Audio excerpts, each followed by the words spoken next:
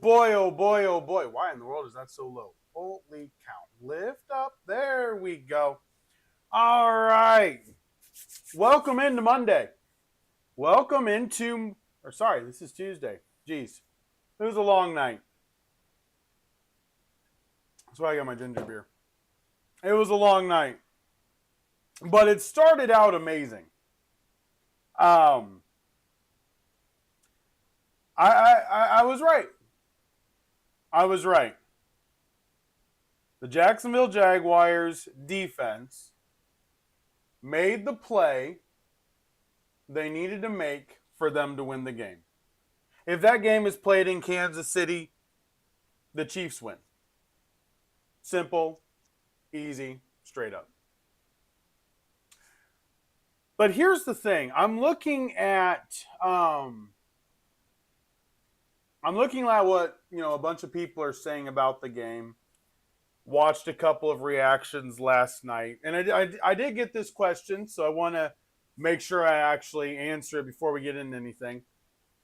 So everybody asked me, they know, a couple people asked me how much I watch other people before I do like my Monday morning podcast or my Friday morning podcast or whatever. And for the Monday morning podcast, I actually don't watch anybody Sunday night like I used to. I used to watch 2 or 3 different reaction podcasts Sunday night before I did the live shows. Ever since doing the live shows, I make sure that whatever I come up with Monday morning for the reaction is me and not somebody else's opinion that I'm copying. I do the same thing for Thursday night football. I don't look at it. I don't listen to any of the reactions. I did watch the reactions, though. I watch them now on Monday nights. So the reaction that everybody had Sunday, I now watch on Monday nights just to kind of see what other people are thinking as well. And I did watch the ones from this game last night, from the Jags in Kansas City, because a lot of the big know-it-alls, for lack of a better term, thought Kansas City was going to roll into Jacksonville. They didn't trust Jacksonville. They don't think Jacksonville's that good. And they thought they were going to roll into Jacksonville, and basically the Jaguars were just going to lay down. And, I picked Jacksonville to win. I didn't just pick the spread. I picked them to win the game. I believe Jacksonville's defense would make a play in the game. They are the number 1 turnover defense in the NFL. And what happened? Down in the red zone, Devin Lloyd intercepts Patrick Mahomes and returns it the other way for a touchdown. Excuse me. And that's what I felt would happen. Honestly, the way the game played out is kind of how I expected. Jacksonville is methodical. Everybody is now wondering, where do you put Jacksonville? What do you do with Jacksonville? Simple. You take them as a 4-1 football team with a brand new head coach, brand new defensive coordinator, new pieces to the puzzle that after 5 weeks is still learning each other, but have now gone to San Francisco and beat the Niners, which the Rams couldn't do last Thursday. They have now beaten the Kansas City Chiefs as well. They beat the Houston Texans. And they lost to the Bengals. And they beat the Panthers. I'll give you that one. I'll give you the Panthers. But they've beaten the Texans, they've beaten the Chiefs, and they beat the 49ers. And they should have beaten the Bengals. That is outrageously clear at this point. Jacksonville is continuing to learn. When you watch Trevor Lawrence, and Trevor Lawrence has been a big question mark. Watch that game. Watch that game from the standpoint of would you love to have him on your team? Trevor Lawrence is playing with so much confidence. I haven't seen that Trevor Lawrence since Clemson. He led the team in rushing. That final touchdown run was him not giving up. Peyton Manning and Tom Brady are the greatest quarterbacks to play this game. They're not getting up off the ground there. Peyton Manning gets stepped on like that. He's staying down, not getting hit. Tom Brady gets stepped on, goes to the ground. He's staying down. He's not getting hit.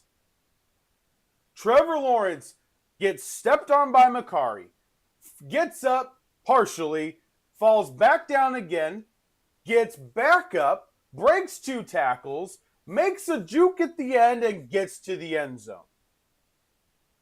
On top of a gorgeous throw to Brian Thomas and a beautiful sideline out throw to De'Ami Brown. I have not seen a confident Trevor Lawrence since he's been in the league. He's been uncomfortable. I see a Trevor Lawrence now that by week 13, you're going to be looking at wondering, what can he do? Where is his ceiling actually? And everybody's going to be like, well, where was this Trevor Lawrence so long ago? Listen, he had to deal with Doug Peterson. He had to deal with all the Jacksonville crap. Look at Sam Darnold. Sam Darnold is in shootouts with Baker Mayfield. He goes to Minnesota for a year, learns from Kevin O'Connell. Kevin O'Connell sets everything up for him, says, this is what you focus on.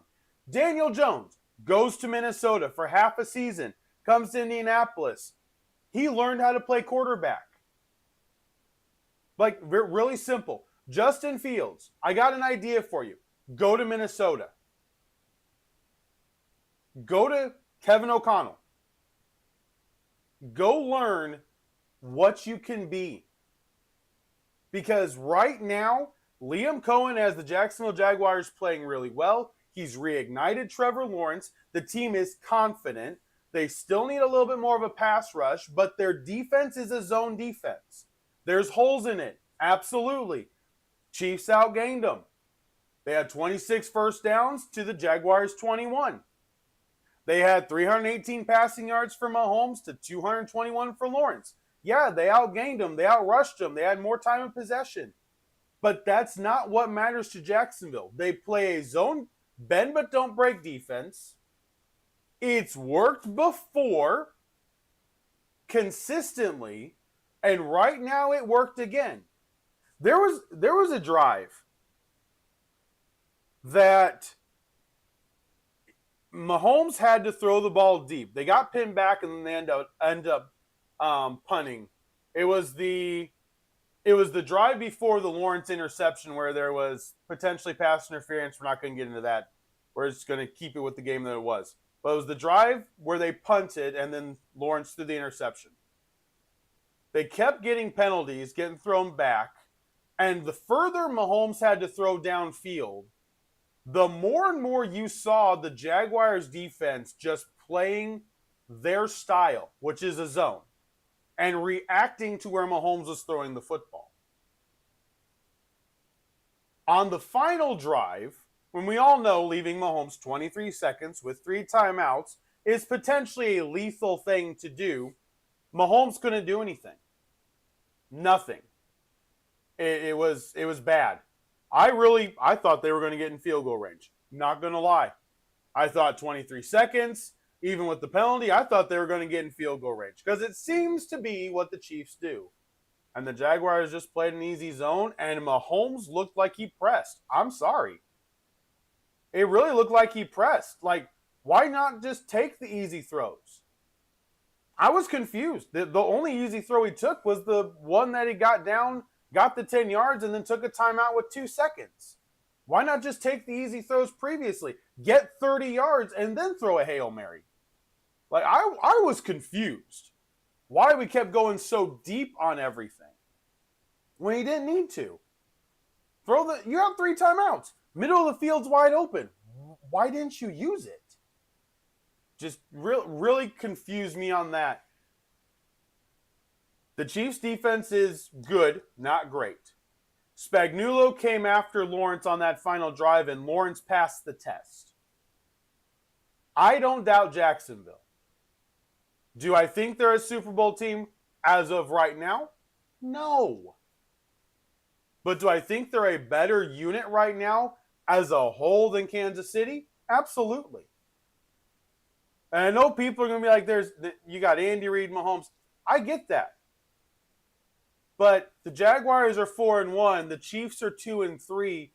And the reality is, Jacksonville kind of just looks a little bit more in control. That last drive, they look so composed. And Kansas City, without Mahomes, has no running back. I mean, they had 22 rushes last night for 158 yards. 60 of that was Mahomes. He averaged 10 yards a carry. Pacheco had a decent night. 7 for 36. Hunt, 7 for 49. But they still threw 41 times. They still threw the ball 41 times. Lawrence threw the ball 25 times. Jacksonville ran the ball 26 times. It just looks more composed. Kansas City is forcing what's going to happen. And their schedule coming up, they got the Lions coming into Arrowhead, Sunday Night Football. Be ready. They are staring down 2-4. Now, the good news is they have the Raiders the following week. And then they have the Commanders on Monday Night Football. But then they go, that's the 3-game stretch. They've got Commanders, at the Bills, at the Broncos, and then the Colts. And yes, I'm throwing the Colts in there because the Colts are like the Jaguars. Methodical, patient, kind of see what happens. This is a very big stretch for the Chiefs. Right now, the AFC playoff picture looks really interesting because the Ravens aren't going to be there. The Chargers, they're struggling. It's not good. They got injuries. We'll go over another injury they have today. The Chargers are going to lose. They're going to be out of it. Kansas City, they could be pushed out of it in the next 5 weeks. They could easily be pushed out of it. Tell me where you believe the Chiefs are better than the Lions or the Bills or the Broncos. The Lions, you may be able to say quarterback. Maybe. The Bills, you can't. Josh Allen's better than Mahomes. I don't want to hear any of that crap. Allen is a ton better than Mahomes is. Allen does a lot more than Mahomes ever will. And Mahomes struggles with just playing. I also, yes, there is a little bit of biasness. I hate his unprofessionalism, constantly trying to draw penalties. He's the James Harden of the NFL, in my opinion, and I have no respect for it whatsoever. So I am slightly jaded, I will admit that. But Josh Allen is the best all-around quarterback in the NFL. Patrick Mahomes has the Super Bowls. Yeah, he's got Andy Reid. If Josh Allen had Andy Reid, he'd have all the Super Bowls. It's really that simple at this point. So he's not better than Allen. I'll give you he's better than Jaden Daniels right now, and he's probably better than Bo Nix. But the offensive line for the Bills, the Broncos, the Lions are definitely better than the Chiefs. Defense, have you seen the Lions' defense over the last 3 weeks? Did you see what the Broncos did to the Eagles? The Bills, yeah, they're probably better than the Bills' defense. The Commanders, they're just aggressive. The next 5 games matter a lot. The next 5 games will determine how the season goes for for Kansas City. I was looking at Cincinnati on the screen, so Cincinnati. For Kansas City. Now for Jacksonville, now they've got another game they got to play. They got the Seattle Seahawks coming up. A team that is equally trying to make its name for itself. In fact, the next 2 weeks they got the Seahawks and the Rams, but the Rams are across the pond. The Rams, they play over on the other side. And then they have their bye week. So they've got 2 more weeks. Then they have a bye. Then they come back against the Raiders, Texans, Chargers. They could win 2 of those easily. They may be able to win all 3. Jacksonville is tough. It doesn't always look pretty. I loved Liam Cohen's post-game speech. We do some things and it looks ugly. But we play one play at a time, one move at a time, one moment at a time, and we win the game. It's not going to look pretty. And that's why people are going to struggle with where to rank Jacksonville. Simple. Rank them where they're at. They're 4-1, tied for first in the AFC South with the Colts. And the reality is they're the number one takeaway defense in the league. So when you play them, they're opportunistic, and that's how you win football games. It's that simple. So obviously, we'll see what happens. All right. So, yesterday was not a good day for a couple different fan bases. And today may not be good for multiple fan bases as well. The Brewers and Dodgers yesterday, they are now both up 2-0 in their series. Remember, this series is a best of 5. And it hasn't been good. The Phillies tried. They made it a game. I will give them that. The Phillies look better than the Cubs did. Hands down. Hands down. And the series today, the Blue Jays could knock the Yankees out today. And the Mariners and the Tigers are currently in a dogfight. Tonight, whoever wins tonight will have a leg up, obviously, as they head to Game 4.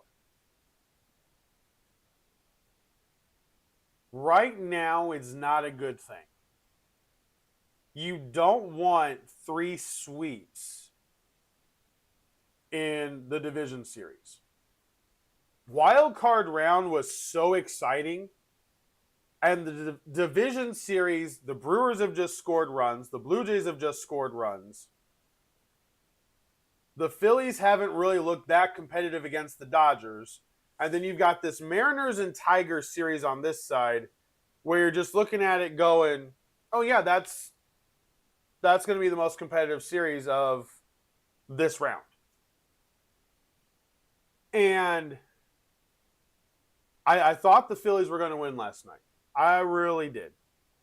I was watching it, and I'm going, and then that 7th inning happened, and I'm like, I don't know. And they tried.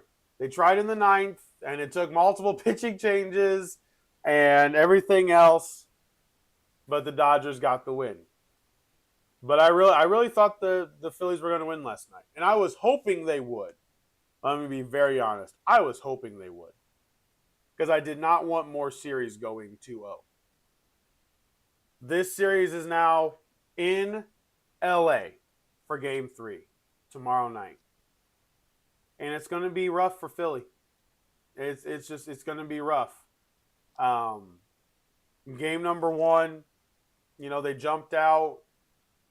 Got that 3-1 run lead. But then whatever it is, the Dodgers love scoring in the 6th, 7th innings. And that's where you've got to get through that 3rd time through the lineup. You've got to get through it. You just got to get through that 3rd time. If you can get through that 3rd time of the top of the order, you can beat them. But when you don't, you just, that is where they beat you. The 3rd time through the lineup, they just beat you. It's that simple. And that's why all the stats are, all these pitchers get taken out because analytics show, well, yeah, but I think it's because pitchers are now oversimplified. And what I mean by that is this. You remember playing MLB The Show, MVP Baseball, whatever it may be. Big League. I remember Triple Play 2000 where you couldn't tell a difference from one player to the next outside of the batting stance. So I remember all those players. I remember those games. But do you remember having the 5 different pitches to use? You remember how there would be a strength next to it if you didn't use it for a while? It was a cold pitch when it could work really well because you could trick the hitter, but it was also harder to get it in the accurate zone on the meter because you hadn't used it for a while. That's what we're losing now. Everybody's like, he's got a fastball, a slider, and a curve. And then sometimes he can put some sinking action on the fastball. Sometimes, like, no. We used to have pitchers that would actually spot pitch sinkers. They would spot pitch splitters. If you had a running fastball or a cut fastball, it would run away from you or cut into you. One of the two it would do. Like, we used to have pitchers that would do legitimate pitches that way. And now it's just kind of changing how you grip the ball, throwing your fastball. It's not enough. The technicality of the pitches has dropped. That is why I like Skubal, and Skeens is really good, but he throws a major high fastball. I mean, his fastball is outrageously fast. But this is why one of my favorite pitchers always has been Johan Santana. I've said it before, and one of my all-time old pitchers is absolutely Greg Maddux. I loved watching Jamie Moyer, Curt Schilling. I loved watching those guys pitch. I mean, I really did. He was injured a lot, but I loved how Mark Pryor pitched. He had a lot of different movement, but that's also what blew out his arm. So you're losing technicality of pitches.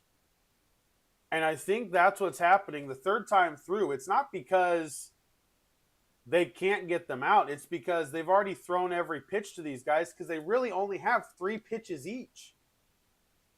They're not different enough to be able to go up there and go, okay, third time through, I'm going to start him out with the change, and then I'm going to give him a pitch I haven't thrown yet. I'm going to throw him a real cut fastball, trying to cut it in on him, make him move his eyes. I'm going to throw a real knuckle curve. Throw a real splitter, make the bottom drop out, try to get a ground ball. They don't vary enough. So that's my thought on why the third time through doesn't work now. The pitchers don't have as deep. I mean, I'm watching. I still have the game. MLB, the show 24 and 25. A lot of these pitchers only have 3 pitch options now. I'm like, what is this? I hate it. I hate only 3 pitch options. Fastball, slider, curve. Fastball, changeup, slider. I'm like, come on. That's not going to be what you need. Johan Santana made it work, but he also grew in a 4th pitch later on, if you remember. He threw in a 4th pitch later. It's just not going to work. 3 pitches, yeah, you're only going to pitch 5 innings, and then you're out. So we'll see what happens. All right, let's go over tonight, I believe. No, tomorrow. Sorry. Tomorrow is the Las Vegas Aces and Phoenix Mercury Game 3 on ESPN, so we don't have to worry about that. Today we have, what's first? At 4 o'clock on FS1 is the Mariners at the Tigers, and then at 8 o'clock on FS1 is the Blue Jays at the Yankees. So those are your 2 games today. The Yankees currently are favorites for today, and the Mariners are favorites for tonight. I am hoping that tomorrow Phillies win and Cubs win, so the series goes a little bit further, but we'll find out. We will find out. All right, back to football. We have injury news. We got the next 30 minutes, as we do, going through all the injuries Um, Here we go. All right. Arizona Cardinals. Kyler Murray came out of the game. He played the whole game, but coming out of the game is now a questionable play for this week against the Indianapolis Colts. He has a foot injury. Cody Simon, who left the game against the Titans, the linebacker, is now day-to-day with a knee injury. So we'll see how that plays out. As of right now, Trey Benson will be out until November 9th at the very least. And they also have Darius Robinson, Max Melton, Evan Brown, the center, are still on the injury list heading into this week. When you look at the Atlanta Falcons, obviously they don't have a bunch of news. They'll get back to practicing today for Monday night, so no new stuff came out about them since last week, so we're going to skip over the Falcons for now. The Baltimore Ravens. Boy, this list is long. Ronnie Stanley, Roquan Smith, Patrick Ricard, Lamar Jackson, Marlon Humphrey, Kyle Hamilton, Chidobe Awuzie, Emory Jones was out with a shoulder injury against the Texans. He is still injured. They have a lot of injuries.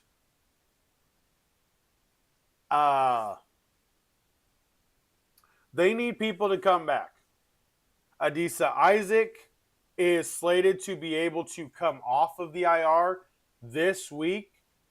They need somebody. They need a pass rusher somewhere.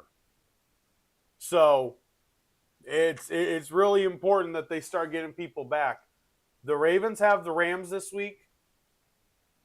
I don't know. They're in the game tomorrow.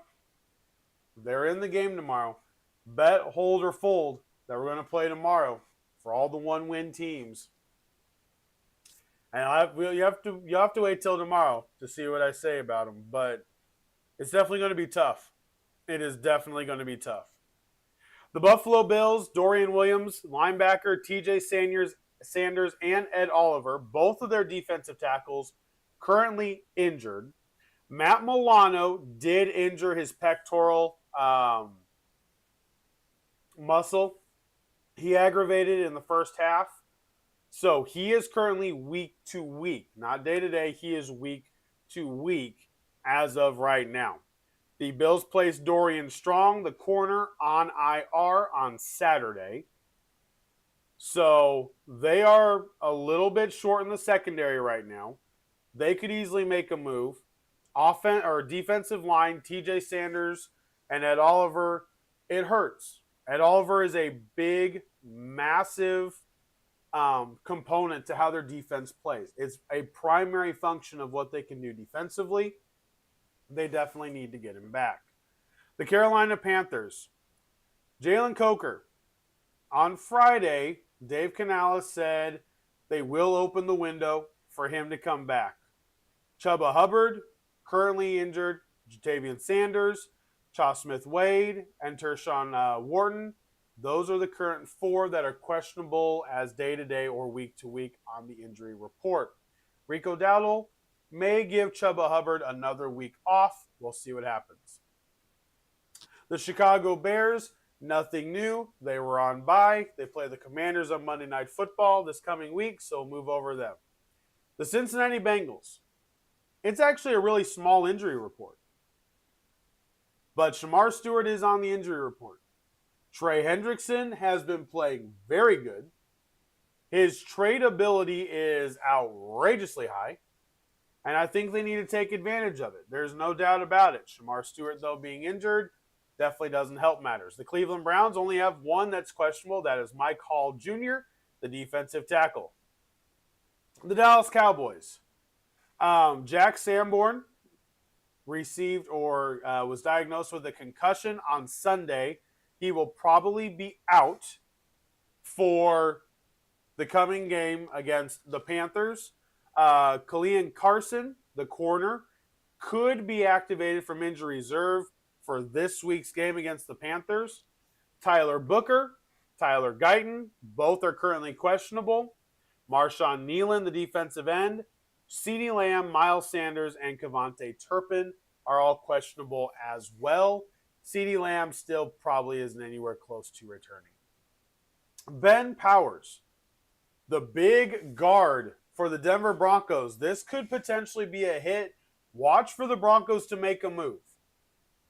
Placed Powers' biceps on injured reserve. So he is out for a minimum of 4 weeks. We'll see how long the injury actually lasts. So he won't be back till November. But they've got some big games they got to be ready for. And we'll see what the Broncos do. We'll see if they believe in the backup. Guard position, really only have to worry about pass protecting. The run blocking should be relatively easy. Detroit Lions, Khalil Dorsey, got a concussion. Terrion Arnold, shoulder. He's going to be out for a long time, which means he'll be put on injured reserve probably today. Khalif Raymond sustained a neck injury in the game against Cincinnati.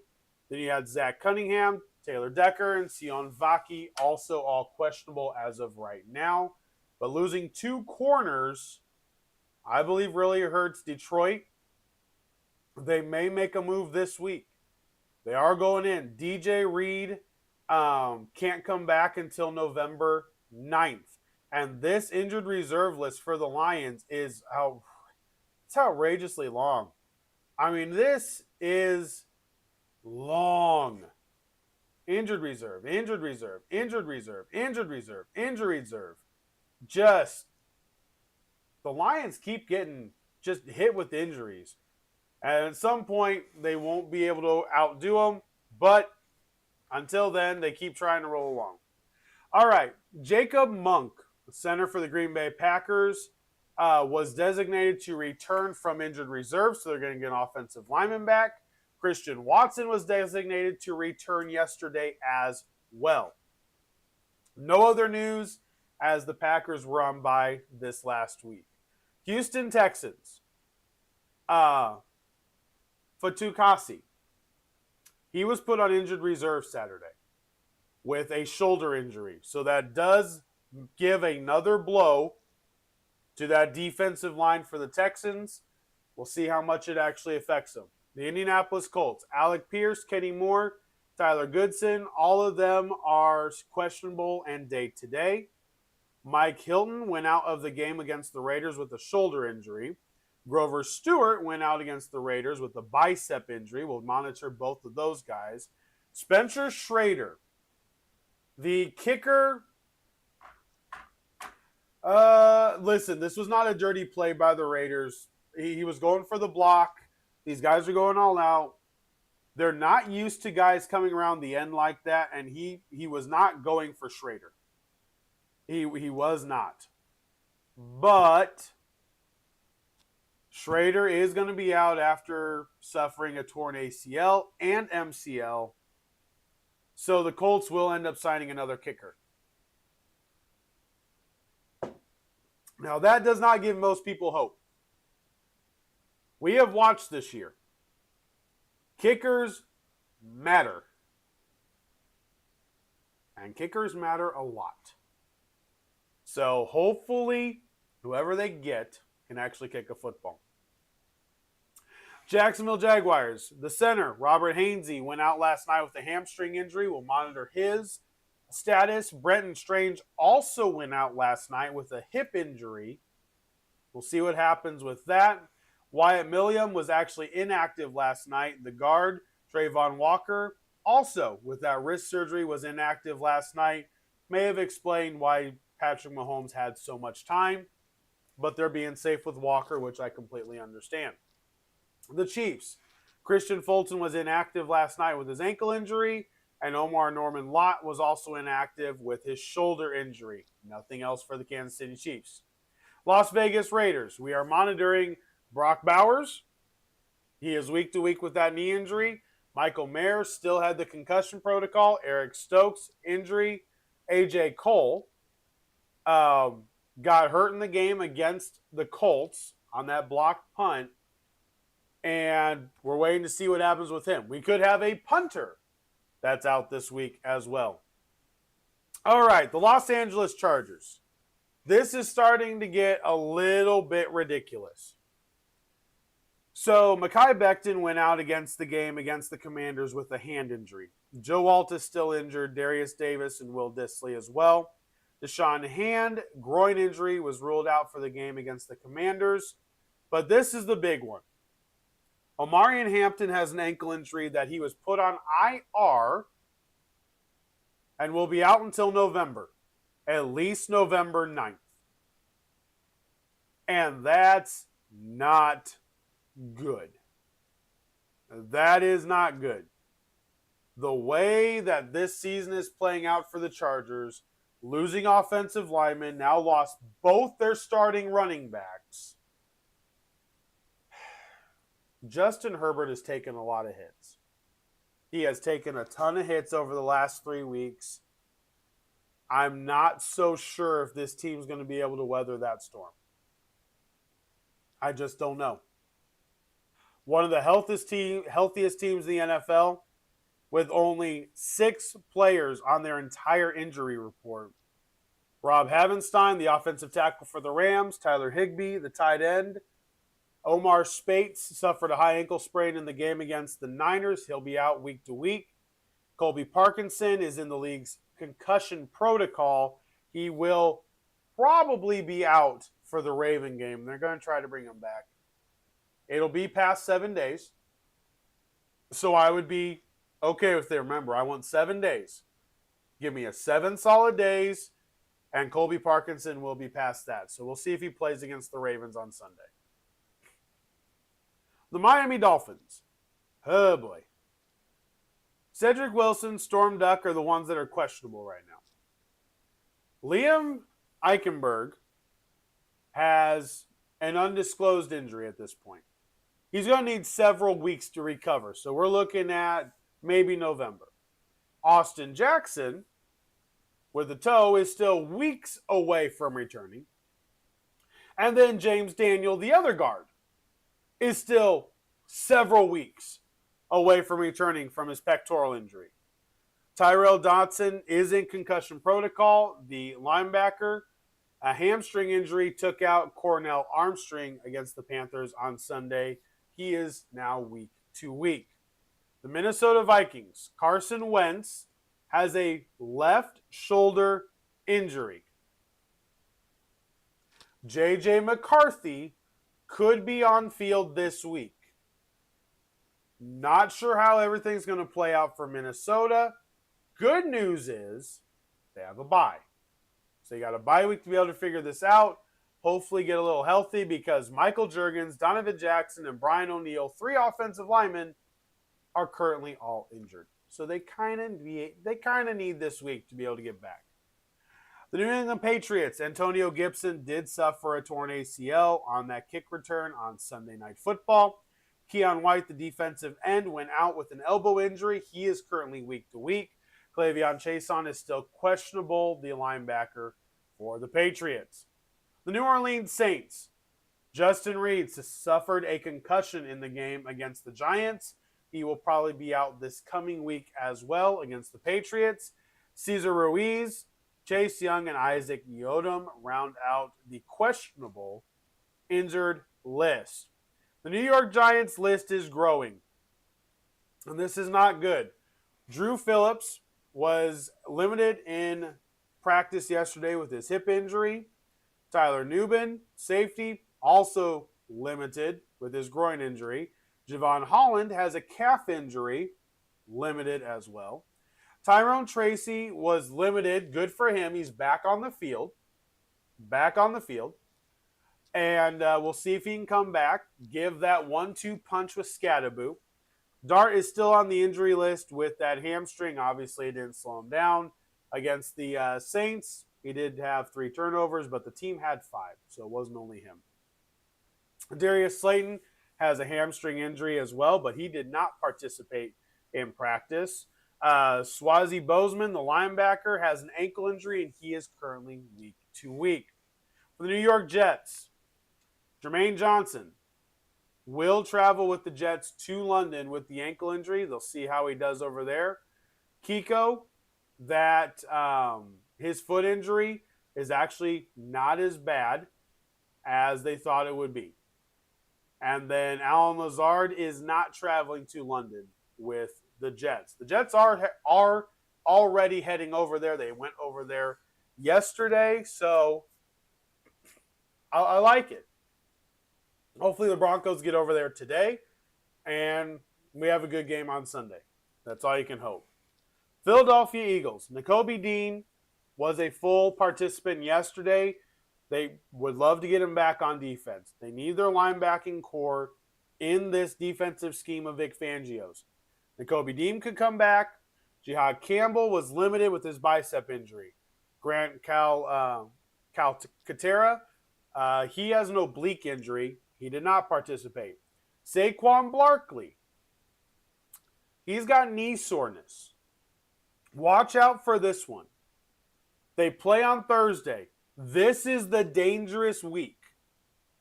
You get injuries like this, short week, watch out. Watch out.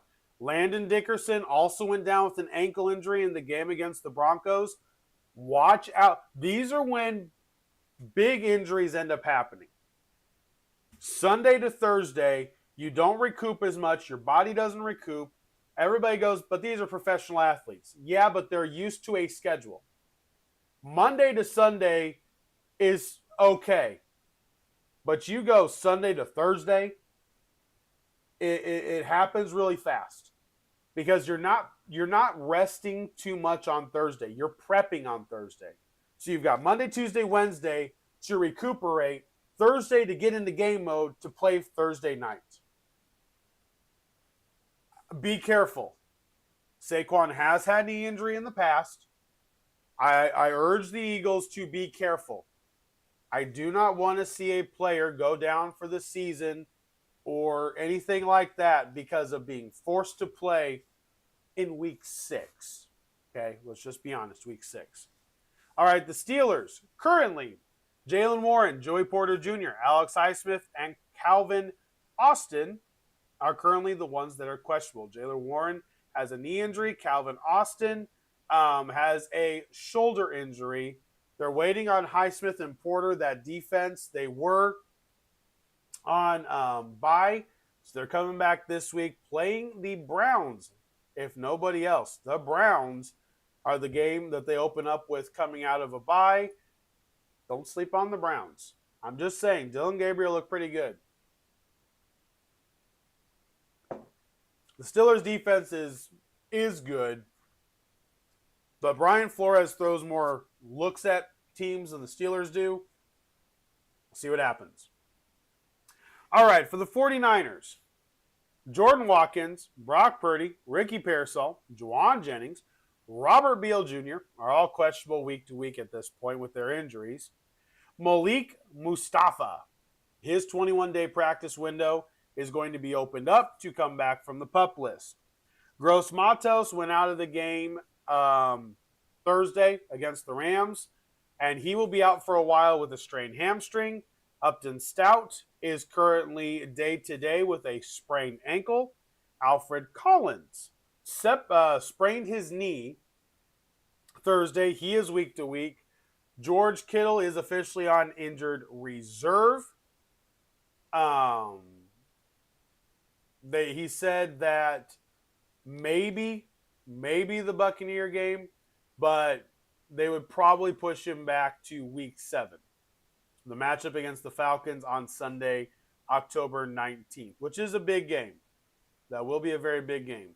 Kittle being out has really hurt. Tungus is good, but he's not George Kittle.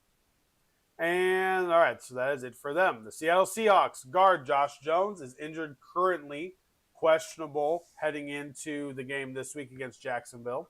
DeMarcus Lawrence is going to try to practice this week with the quadricep injury.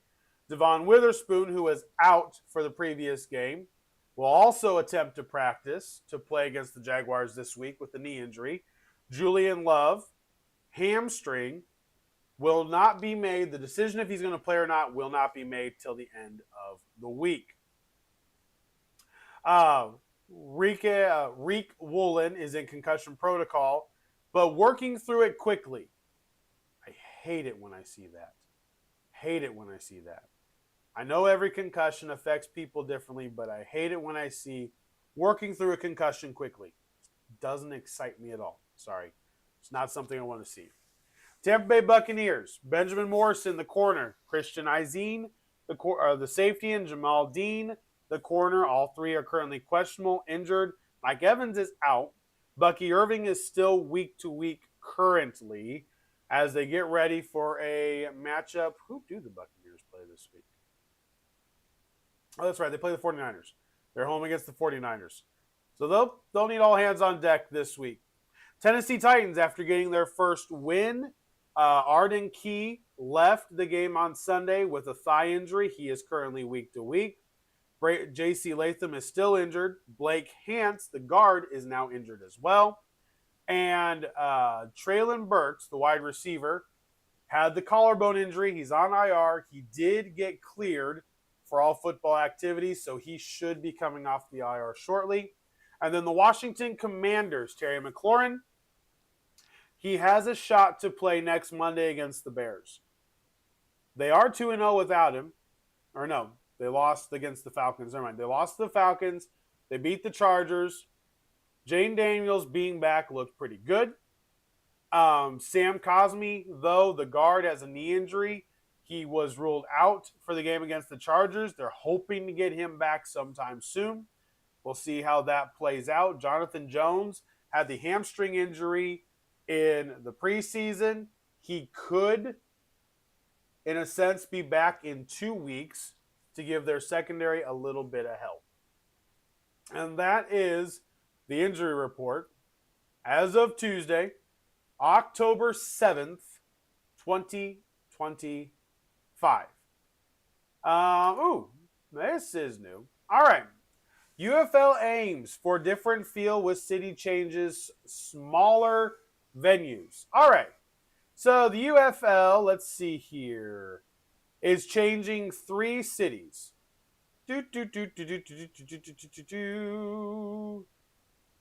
All right. So Orlando, Florida is getting a UFL football team. Columbus, Ohio is getting a UFL football team, and Louisville, Kentucky. All 3 of those are now getting a UFL football team. San Antonio, Detroit, and Memphis are now out. They will be playing at soccer stadiums. So let's see here. Okay. You know what? I like this. This works. The goal is to be able to put it in different cities that don't have professional team. Obviously, Orlando, it's Florida. You got Miami, you got Jacksonville. But I like it. Columbus, Ohio, and Louisville, Kentucky. Good for them. Dude, Louisville, Kentucky is a 2-hour drive south. I may go to a UFL game in the spring. I may go to a UFL game. Check it out and see what's going on. They always have the different rules that the NFL looks at. So, I like it. Okay. Well, good for them. Okay. So, I want to go over a little bit. Very little bit. That the NBA is right around the corner. Hockey starts on Wednesday. Yes, hockey. For those of you that wondered if it would get covered on this, of course it will. I myself am ready for opening night tonight. We have the Blackhawks against the Florida Panthers, getting their cup, rings, and getting the banner all set up tonight at home against the Blackhawks. Now, I will be the first one to admit, I don't watch hockey a ton. I dabble in it more than I really watch it.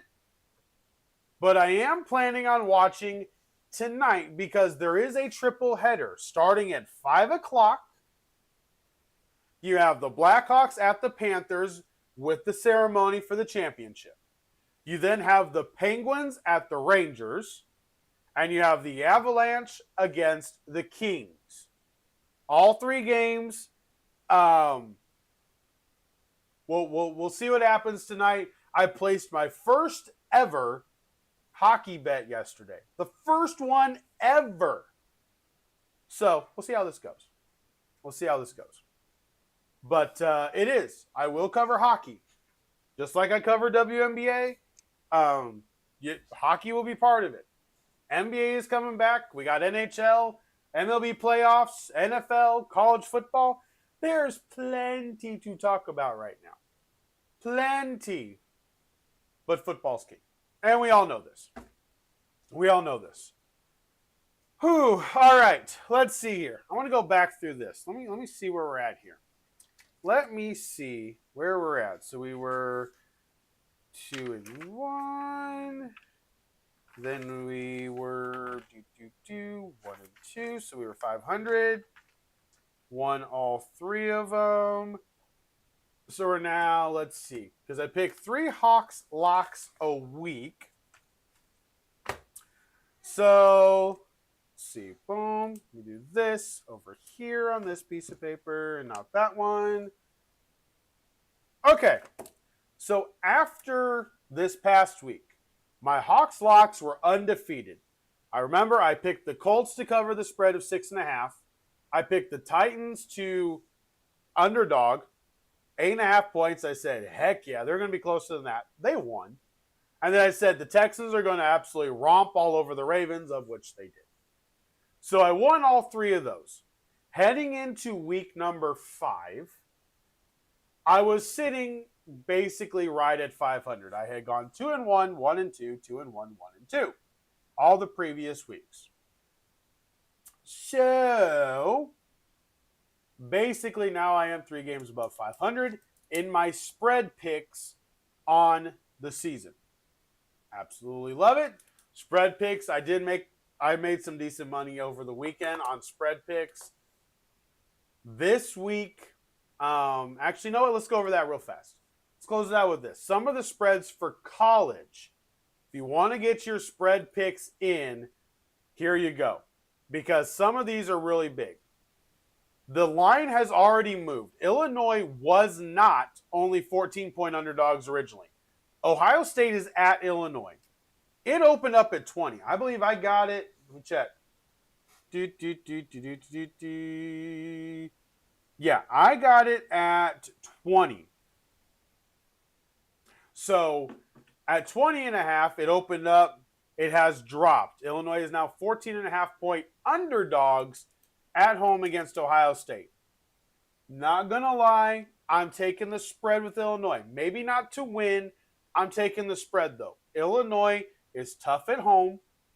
This is a place that is really excited. Fox Big Noon Kickoff's going to be there again. And Ohio State has not shown that they trust Julian. The game against Wisconsin, again, they started out slow.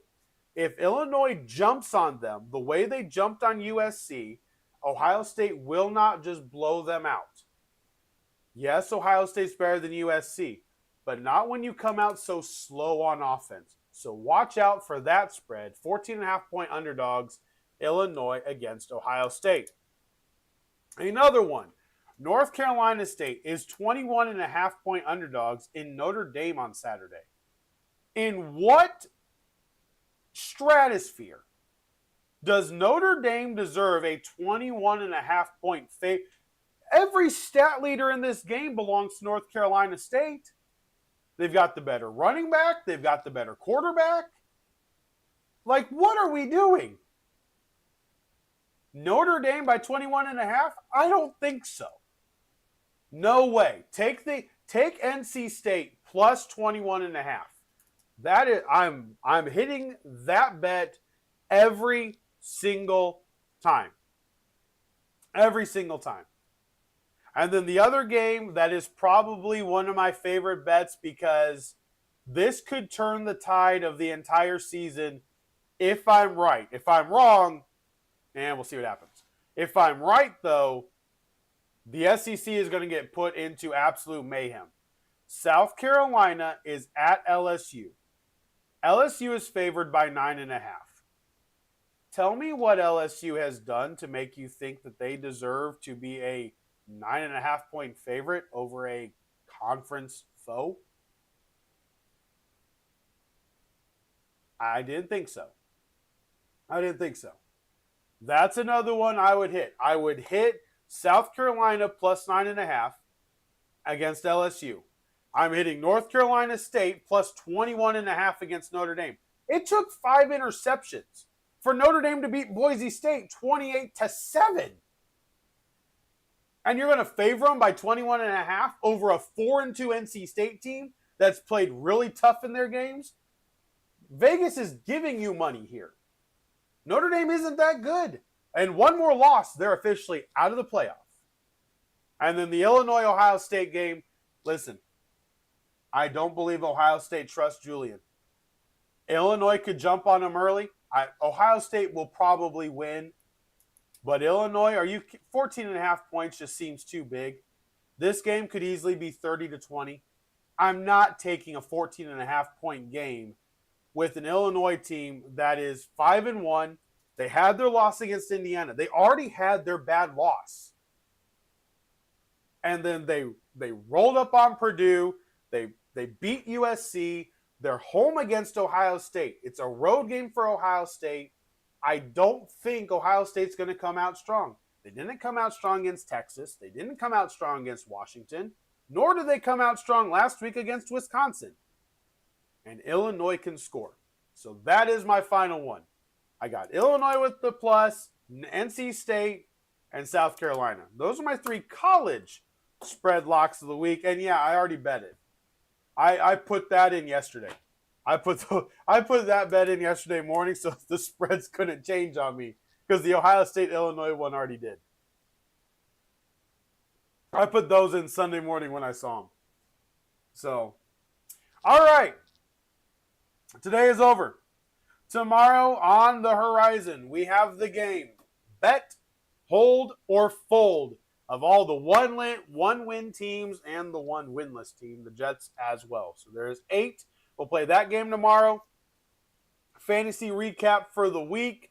I won again, but somebody else is now leading the league in points scored over me. It's heartbreaking, but it's all right. We are in week 5, though. We're heading into week 6. Week 10 is the trade deadline. So trades in both the NFL and in fantasy are going to start heating up. We'll go over that. We'll cover the MLB playoffs. And we'll see what else we got to do.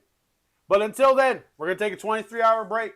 I'm going to go get something to eat and then go to bed on this really, yeah, it's dreary. It's dreary. It rained. I was driving in rain all night.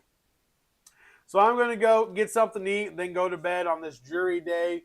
You make it the best day you can, though. You make it the best day you can. Have a fantastic day, whether it come rain, come shine, come snow, come sleet. The day must go on. And make it the best one. Make it the best one. I will talk to you guys tomorrow. As always, like, subscribe, share the podcast with a friend. I deeply appreciate it. Thank you so much. Have a fantastic day. For Sports Talk with Hawk, I am Hawk, and I'm out. I'm going to go eat.